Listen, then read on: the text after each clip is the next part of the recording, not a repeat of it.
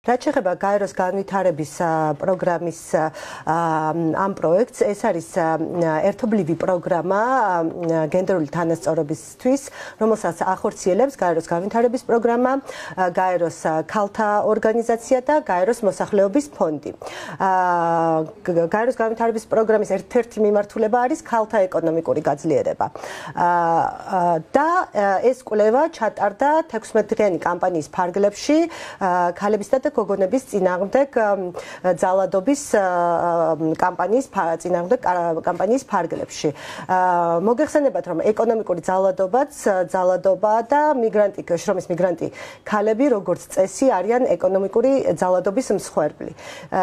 შესაბამისად, ამ კვლევას ძალიან დიდი მნიშვნელობა აქვს, რადგან ეს არის ფარული პრობლემა და ამ კვლევით გვინდოდა სახელმწიფოსთვის კიდევ ერთხელ დაგვენახა, რომ ეს პრობლემა ნამდვილად არსებობს. მადლობა დიდი, უკვე კვლევის დეტალებზე თქვენთან გადმოვალ. რა მეთოდოლოგიით ჩატარდა კვლევა, ალბათ ეს არის პირველ რიგში მნიშვნელოვანი. რამდენი მიგრანტი ქალი გამოიკითხა და რაზე დაყრდნობით შედგა ეს მონაცემები? მოგესალმებით, დიდი მადლობა საკითხით დაინტერესებისთვის და მოწვევისთვის. კვლევა თვისებრივი მეთოდზე დაყრდნობით ჩატარდა.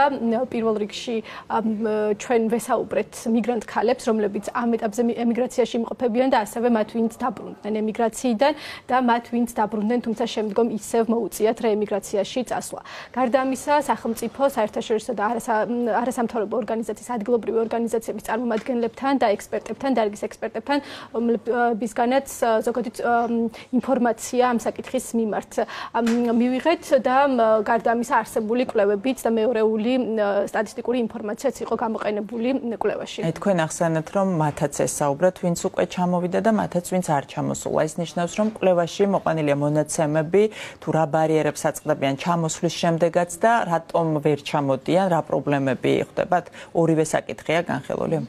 დიახ, ნამდვილად, რადგანაც კვლევამაც აჩვენა, რომ რეინტეგრაციაზე მუშაობა და ფიქრი არ უნდა დაიწყოს უშუალოდ ჩამოსვლის შემდგომ და ეს მოსამზადებელი ეტაპი, რომ კარგად მომზადებული ჩამოვიდეს მიგრანტი შემდგომი სოციალურ-ეკონომიკური სტაბილურობისთვის არის მნიშვნელოვანი. და ამიტომ ჩვენთვის საინტერესო იყო იმ ქალებთან საუბარიც, რომლებიც ამ ეტაპზე ემიგრაციაში იმყოფებიან, ფიქრობენ თუ არა დაბრუნებას და ზოგადად ეს პროცესი, მოსამზადებელი პროცესით, რამდენად რა ბარიერები და გამოწვევების წინაშე იმყოფებიან ამ პერიოდში. და ძალიან საინტერესოა მიგნებები, რას ამბობენ მიგრანტი ქალები.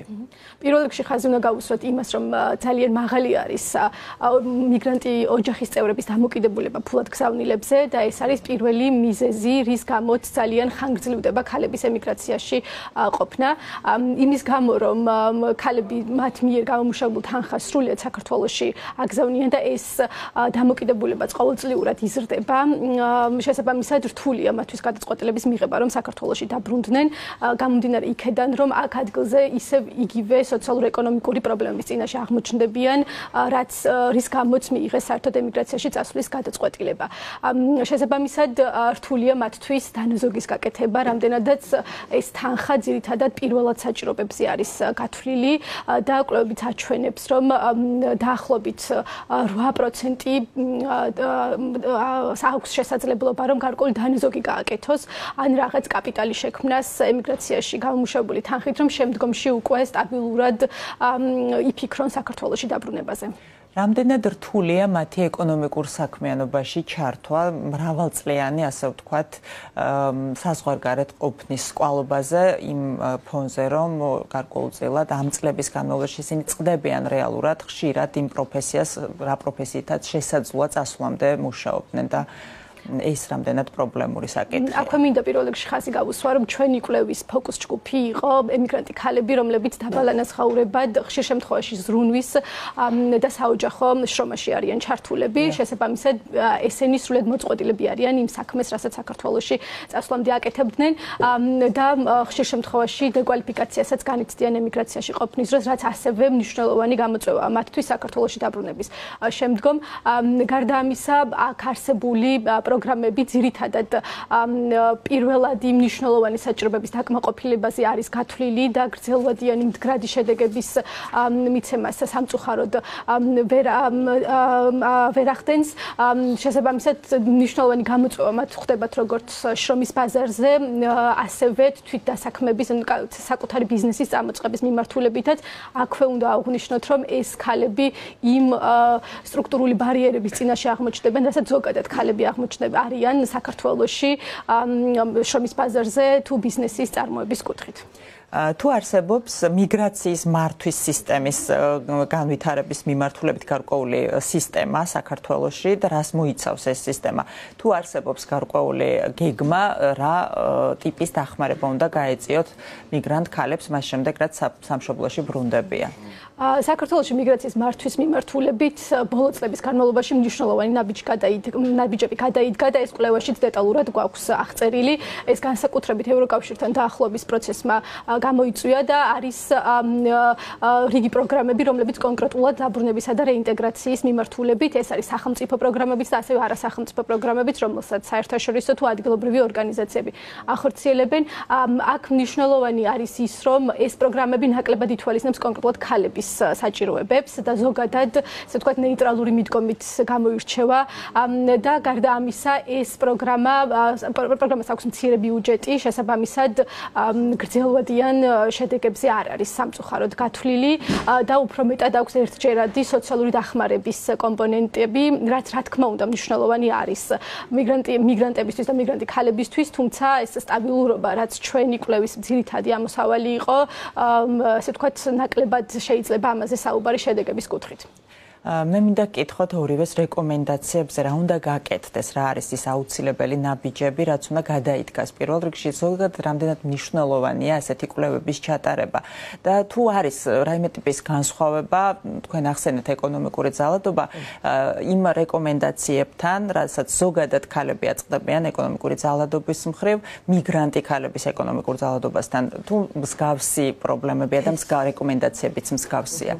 დიახ, ეს ნამდვილად მსგავსი პრობლემებია და არის ძირითადად გამომწვევი მიზეზი ერთ-ერთი, რის გამოც შეიძლება ქალები მიდიოდნენ საზღვარგარეთ და იქ დასაქმებას ეძებდნენ, რადგან თქვათ აქ ამის საშუალება მათ შეიძლება ნაკლებად ჰქონდეთ. რაც შეეხება მიგნებებს და რეკომენდაციებს, ერთ-ერთი ძირითადი რეკომენდაცია იყო ის სისტემური მიდგომა, რომელიც ნაკლებად არის ამჟამად, იყო საუბარი იმაზე, რომ ბოლო შეიძლება 10 წლის განმავლობაში საკრძალოდ გაუმჯობესდა ეს სერვისები და პროგრამები, უბრალოდ არ არის მათზე ინფორმაცია ხელმისაწვდომი იმ დაბრუნებული ქალებისთვის, შრომითი მიგრაციიდან დაბრუნებული ქალებისთვის. აგრეთვე არ არის მიზნობრივი, ტარგეტირებული, ეგრეთ წოდებული ტარგეტირებული სერვისები და პროგრამები, როგორც მერიმ უკვე თქვა, ეს არის ზოგადად ყველასთვის განკუთვნილი. შესაბამისად შეიძლება ინფორმაცია და წვდომა ჩვენს, ასე ვთქვათ, სამიზნე აუდიტორიას არ ქონდეთ. როგორ უნდა გაიგონ, ვთქვათ, ზოგადად მათთვის არსებული პროგრამების შესახებ, თუ არსებობს ერთიანი ორგანიზაცია, ბაზა, სადაც შეუძლიათ სწორედ ეს ინფორმაცია მიიღონ, რაც არის პრობლემური. აი ეს არის პრობლემა, რომ არ არსებობს, ანუ ყველა უწყებას, ყველა სააგენტოს, ყველა პროგრამას შეიძლება ჰქონდეთ, ვთქვათ, თავიანთ ვებგვერდზე დამოუკიდებლად, მაგრამ აი ეს სისტემური მიდგომა, აი ეს ასე ვთქვათ რეფერალი, გადამისამართების მექანიზმი ამ კონკრეტული მიმართულებით სამწუხაროდ არ არსებობს და შესაბამისად ერთ-ერთი ძირითადი რეკომენდაცია არის ზუსტად ის კოორდინაცია, არა მარტო სახელმწიფო დონეზე, არამედ სახელმწიფო, სამოქალაქო საზოგადოება, კერძო სექტორი, ყველა ის აქტორი, ყველა ის მონაწილე პირი, რომელიც არის ამ მიმართულებით ჩართული, მათი კოორდინირება, სისტემურობა უნდა მოხდეს და შემდგომ უკვე ის ინფორმირებულობა, ის ცნობიერების ამაღლება, რომელიც ხელს შეუწყობს მას, რომ შრომითი მიგრაციიდან დაბრუნებულ ქალებს უფრო მეტი ხელმისაწვდომობა ჰქონდეთ ამ სერვისებზე და ჩვენს პროგრამასაც სურს ამაში მიიღოს მონაწილეობა და მხარი დაუჭიროს შესაბამის ყველა მოქმედ პირს ამ სფეროში.